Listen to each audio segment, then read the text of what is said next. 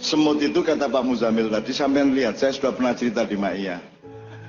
Kayak semut kayak sing bagian golek pangan. Kui ngumboro intine ana gula apa-apa sing iso dipangan, itu dia nanti misalnya 3 semut.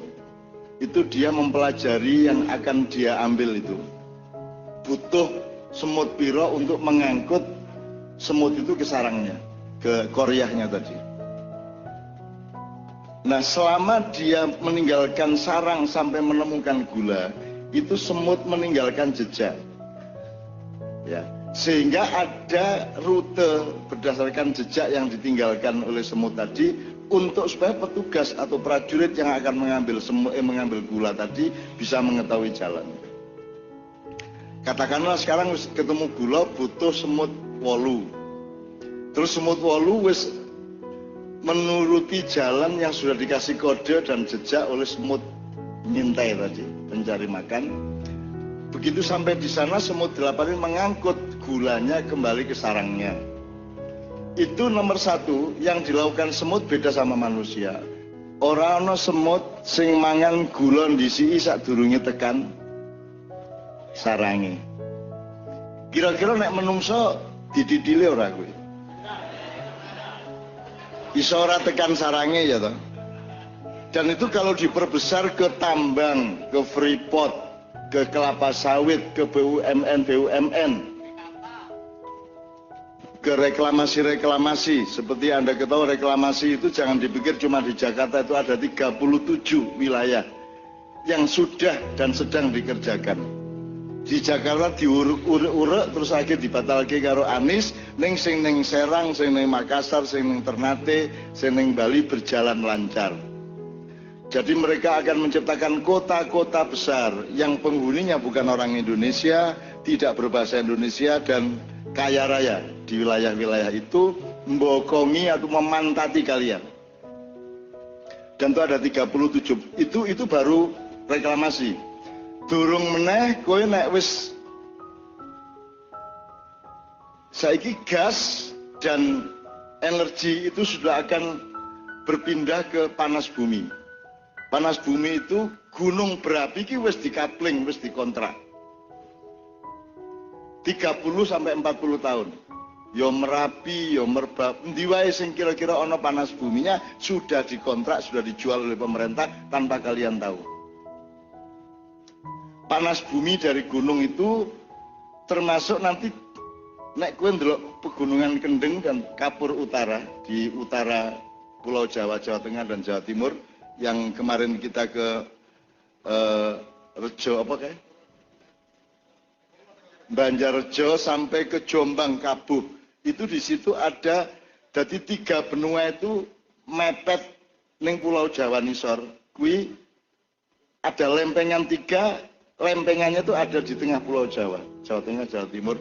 Disitulah ada cekungan-cekungan sangat banyak. Ada namanya ada frame-frame ya, yang merupakan pusat kekayaan Indonesia masa depan, yang sekarang sudah diincar. Ya, jadi kowe iki sugih karo-karuan ning wis meh dudu wekmu. Ya. Jadi energi panas bumi akan menjadi energi utama dari gunung itu. Bisa digawe listrik, bisa digawe segala macam. Itu teman sekalian. Kalau kita kembalikan kepada omongan Pak Muzamil, apa yang terjadi dengan penjualan aset kita? Tanah air diudani, ya, susunya diperkes-perkes karo wong luar negeri. Ya toh, pokoknya bokongnya dipenek-penek karo wong luar negeri. Saya kira jenis tanah air itu ibu kita, ibu pertiwi yang sudah ditelanjangi, sudah dihabisin dan sudah direncanakan diperkosa tahun ini, tahun depan dan seterusnya. Bahkan sudah sampai kontrak 34 tahun, 40 tahun ke depan. Kita sudah tidak akan punya apa-apa lagi. Desa ini kalau tanahnya akan dibeli oleh orang-orang kaya dari kota, besok-besok ini akan jadi kota. Kalau jadi kota, Anda lihat akibat kebudayaannya. Kalian akan minggir, selawatan akan di pojok-pojok.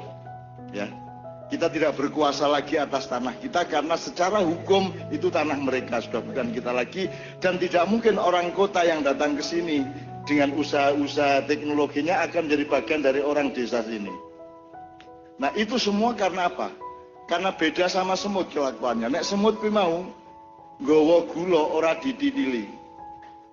Ya toh, sebelum sampai ke sarangnya. Nomor loro. Kowe nek ndelok semut nyangkut gula, biu ana gula sing akeh. Deloken, kira-kira ditoleh ora karo semute? Ora ditoleh.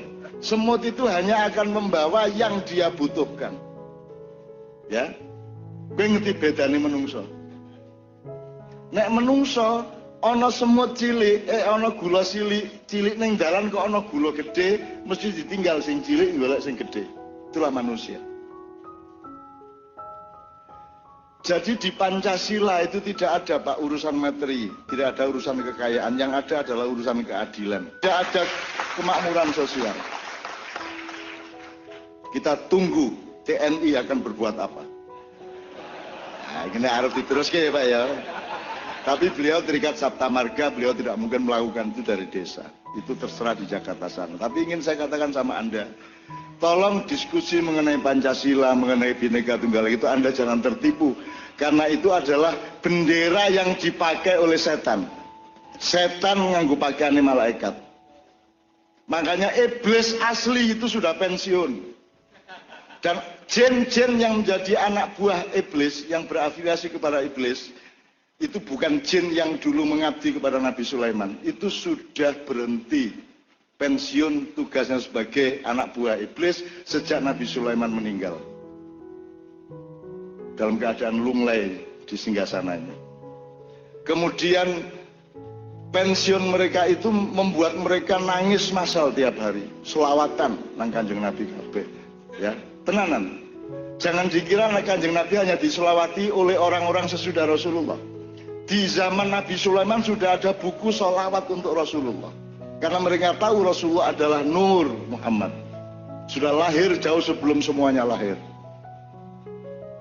Ya. Jadi dua generasi sesudah Rasulullah, Pak Muzamil bisa menjelaskan secara sejarah. Dua generasi sesudah Rasulullah itu memantapkan pasukan-pasukan iblis, batalion-batalion, kompi-kompi, peloton-peloton iblis untuk tidak lagi menggoda manusia. Dan mereka resmi pensiun, diizinkan tidak oleh Allah ketika di Eropa terjadi apa yang disebut Renaissance. Abad kebangkitan menurut orang Eropa dengan ideologi materialisme, tapi itu adalah abad kehancuran kemanusiaan dan ketuhanan menurut Islam. Jadi saya tidak pernah menyebut itu abad pencerahan, itu adalah abad penggelapan. Sejak itulah resmi pasukan jin yang berafiliasi kepada iblis melakukan pensiun resmi, apalagi di Indonesia tidak ada setan. Karena semua setan putus asa di sini. Karena anggota DPR dan pejabat-pejabat melakukan kebobrokan, korupsi dan kejahatan melebihi saran setan. Sarane setan paling nyolong 1 miliar, iki wis nyolong 3 triliun. Coba piye? Setane ora putus asa. Dan seterusnya dan seterusnya. Saya ingin katakan kepada Anda, yang menghancurkan hidup manusia adalah kerakusan.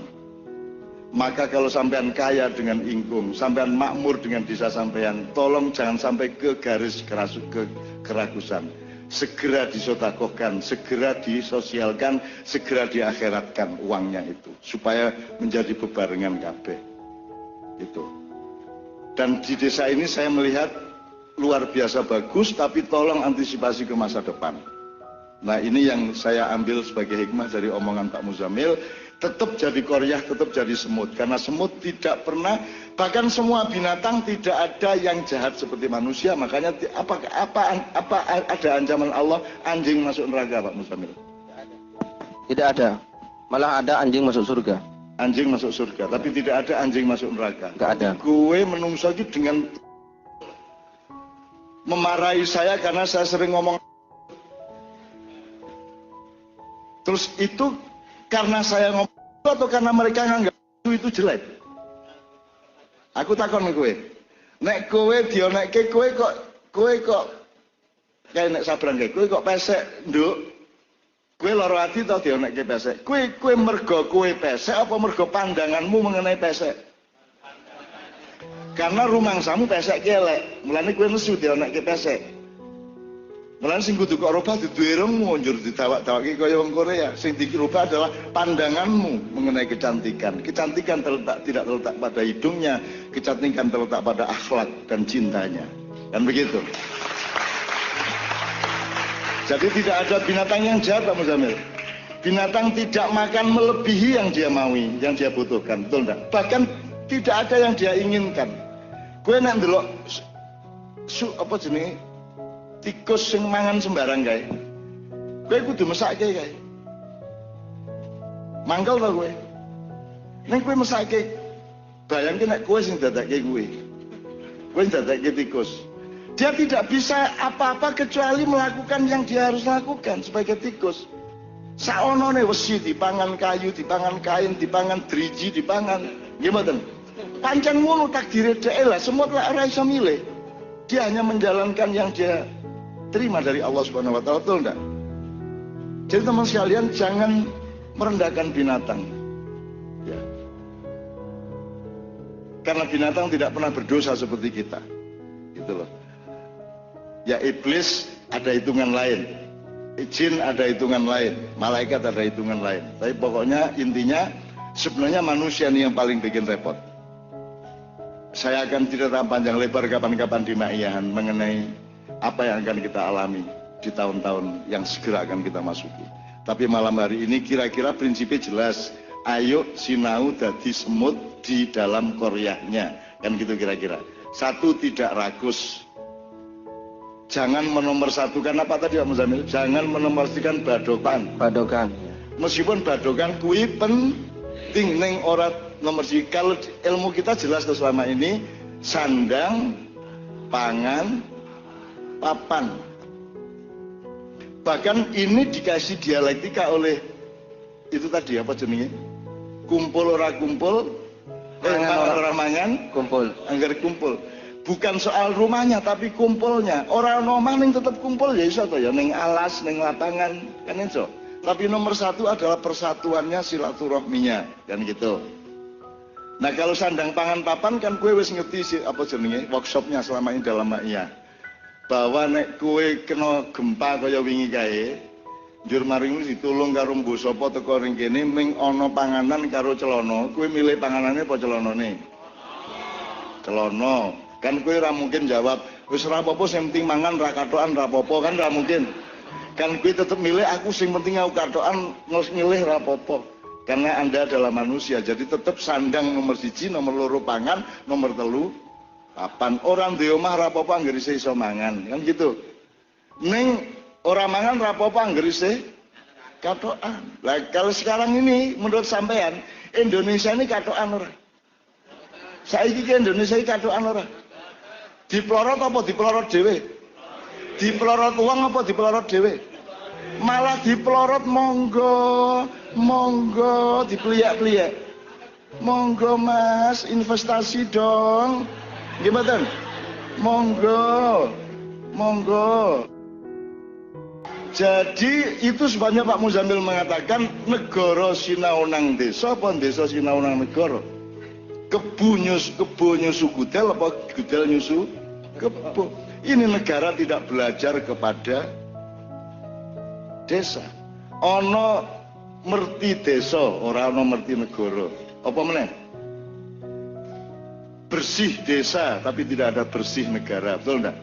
Negara sama sekali tidak hanya tidak belajar kepada desa, negara sangat merendahkan desa. Termasuk dana desa dipikirnya itu menyenangkan orang desa.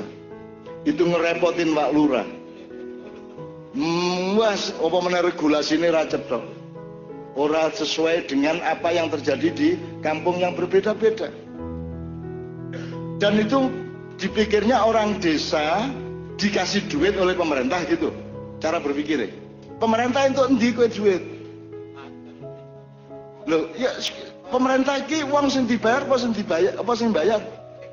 Sing dibayar kok ngekeki duit nang wong sing bayar. Wong desa lak rakyate lak sing bayari. Endi ana buruh ngekeki duit jeragane? Nggih mboten. Lah iya kok kowe jari ini bantuan pemerintah. Pemerintah kok bantu ra iso kowe. Kuwi duitnya rakyat dhewe kowe menyampaikan bukan bantuan. Enggak ada bantuan pemerintah. Ini bahasa yang luar biasa berkhianat terhadap hakikat hidup. Enggak ada bantuan pemerintah. Itu duitnya rakyat sendiri diterimakan kepada rakyat. Pemerintah yang ngurusi sebagai bendahara dan kasirnya gitu kan. Ini duduk duitnya pemerintah. Nah ada dana desa Pak itu duit sampean dhewe duduk bantuan dari wah pemerintah apik ya oh lho keren duit wong kowe dibayari kok kan begitu dan seterusnya itu misalnya ya oke saya tidak akan berpanjang lebar saya cuma ingin sampean mengerti patraping urip ngerti patrape Indonesia